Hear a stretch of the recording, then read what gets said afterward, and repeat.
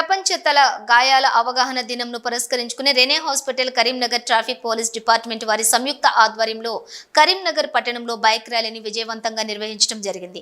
ప్రతి ఒక్కరికి రోడ్డు ప్రమాదాల వల్ల తలకు బలమైన గాయాలు కావటం వల్ల నేడు దేశంలో అనేక మంది ప్రాణాలు కోల్పోవడం లేదా శాశ్వత అంగవైకల్యంతో నిండు జీవితాలు కోల్పోవడం జరుగుతోంది. కేవలం హెల్మెట్ ధరించడం ద్వారా తలకు ఎటువంటి గాయాలు కాకుండా ఉండవచ్చని, ఈ విషయాన్ని ప్రజలందరికీ తెలియచేయాలని, ప్రతి ఒక్కరికి హెల్మెట్ ధరించడం పట్ల అవగాహన పెంపొందించాలి అన్న ఒక సదుద్దేశంతో ఈ ర్యాలీ నిర్వహించడం జరిగింది. ఈ బైక్ ర్యాలీకి ముఖ్య అతిథిగా హాజరైన కరీంనగర్ ఎస్సీపీ వెంకటస్వామి ర్యాలీని జెండా ఊపి ప్రారంభించి మాట్లాడుతూ, బైక్ నడిపే ప్రతి క్షణం లేదా పిలియన్ రైడర్గా ప్రయాణించే సందర్భంలో విధిగా హెల్మెట్ను ధరించాలని, మన వారి కోసమైనా ఆరోగ్యంగా జీవించాలని అన్నారు. ఈ బైక్ ర్యాలీని రెనే హాస్పిటల్ నుండి ప్రారంభించారు. ఈ rally Mancherial Chowrasta, Gandhi road, Rajiv Chowk, tower circle, bus stand ద్వారా గీతా భవన్ వద్ద గల తెలంగాణ చౌక్ వద్దకు చేరుకోవడం జరిగింది. అక్కడ ఏర్పాటు చేసిన సమావేశంలో కమిషనర్ శ్రీ గౌస్ అలాం గారి చేతుల మీదుగా సుమారుగా 200 మంది మున్సిపల్ కార్మికులు, అంబులెన్స్ డ్రైవర్లు మరియు పోలీస్ సిబ్బందికి ఉచితంగా హెల్మెట్ పంపిణీ చేయడం జరిగింది. ఈ సందర్భంగా శ్రీ గౌస్ అలాం మాట్లాడుతూ, ప్రతి సంవత్సరం ప్రపంచవ్యాప్తంగా లక్షలాది మంది తలగాయాల కారణంగా ప్రాణాలను కోల్పోతున్నారు.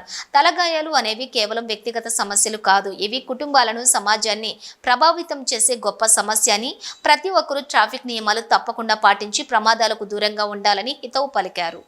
ఏదో ఒక యాక్టివిటీ బ్రెయిన్ ఇంజరీ డే ఖచ్చితంగా నిర్వహిస్తారు. గత సంవత్సరం డాక్టర్స్కి అవగాహన సదస్సు బ్రెయిన్ ఇంజరీ పైన trauma life support, advance trauma life support అనే ఒక సీఎం నిర్వహించాము. ఈసారి అవగాహన అనేది ప్రజల్లోకి తీసుకెళ్ళాలి. ఇది నేరుగా హెడ్ ఇంజరీ యొక్క తీవ్రతని అంబులెన్స్లో ఉన్న వాళ్ళు కావచ్చు, ప్రీ హాస్పిటల్ కేర్ అంటాం, 108 అంబులెన్స్ ఉన్న వాళ్ళు కావచ్చు, వాళ్ళ సివియారిటీ వాళ్ళకి తెలియదు. యాక్చువల్గా హాస్పిటల్కి వచ్చిన తర్వాత అందులో మోర్టాలిటీ 20%, 20 మంది చనిపోవడం, మిగతా 80%లో ఓన్లీ 20% విల్ రికవర్ కంప్లీట్లీ. 60% వాళ్ళ డిజబిలిటీతోని, అంటే జీవితాంతం ఏదో ఒక డిజబిలిటీ, అంటే మాటలు సరిగా రాకపోవడం, ఫేషియల్ ఎక్స్ప్రెషన్ చేంజ్ కావడం, ఫేస్ కంప్లీట్గా చేంజ్ కావడం, హెయిర్ లాస్ కావడం, ఫేషియల్ డిస్ఫిగర్మెంట్ కావడం, కుంటుతూ నడవడం, కాళ్ళలో వీక్నెస్ రావడం, చేతుల్లో వీక్నెస్ రావడం, అండ్ 4 to 5% ఆఫ్ పీపుల్ జీవితాంతం బ్రతికుంటారు, కానీ జీవితాంతం వెజిటేటివ్ స్టేజ్లో ఏం జరుగుతుంది అనేది వాళ్ళకి తెలియకుండా ఒక అచేతనంగా పడి ఉండడం ఎన్నోసార్లు గత 24 సంవత్సరాలు, 25 సంవత్సరాల నుంచి చూస్తూనే ఉన్నాము.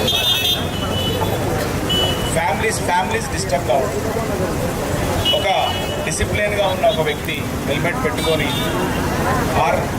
ట్రాఫిక్ రూల్స్ పాటిస్తూ హెల్మెట్ లేకుండా తన దారిలో తను వెళ్తూ ఉంటారు. ఇంకొక వ్యక్తి డ్రంక్ అండ్ డ్రైవ్ ఎంత ఉన్నా కూడా అశ్రద్ధగా తాగి నడపడం వల్ల తనకు యాక్సిడెంట్ అయ్యి రూల్స్ పాటిస్తున్న వ్యక్తి ఫ్యామిలీని కూడా స్పాయిల్ చేసే అకేషన్స్ ఎన్నో చూసాము.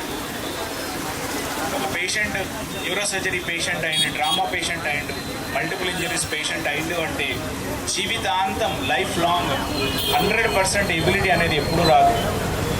ఒక సింగిల్ బోన్ ఫ్రాక్చర్, ఏదో ఒక షాఫ్ట్ కానీ, లేకపోతే థై కానీ, లేకపోతే ఆర్మ్ కానీ, హిప్ కానీ ఫ్రాక్చర్ అయితే ఎబిలిటీ అనేది 100% వస్తుంది. But multiple drama patients, multiple injury అయిన వాళ్ళు, హెడ్ ఇంజరీ అయిన వాళ్ళు రికవరీ కావడం, కంప్లీట్గా రికవరీ కావడం అనేది ఓన్లీ 10 to 15%. అది ట్రామా సర్జన్స్కి, ట్రామా ఫిజిషియన్స్కి, ఆ ఫ్యామిలీ వాళ్ళకి, ట్రీట్ చేస్తున్న డాక్టర్స్కి ఇది అంతా ఒక బాధాకరమైన విషయం. ఎన్నో ఫ్యామిలీస్ డిస్టర్బ్ అవుతాయి. వైఫ్ వదిలిపెట్టి వెళ్ళడం, ఫ్యామిలీలో ఉన్న వాళ్ళు ఇనీషియల్గా సఫర్ చేస్తారు, కానీ 2 to 3 years తర్వాత వదిలేయడం, నెగ్లిజెన్స్ వల్ల, నర్సింగ్ కేర్ లేకపోవడం వల్ల చనిపోవడం. అసలు ఒక్కొక్క హిస్టరీ చూస్తుంటే కోకొలలైన చరిత్రలు, అసలు వాళ్ళ ఒక్కొక్క బాధ చూస్తుంటే మనకే చాలా విషాదకరంగా ఉంటుంది. సో వీటన్నిటికీ ఒక్కటే ఒక మార్గం, ప్రివెంటివ్ హెల్త్ కేర్.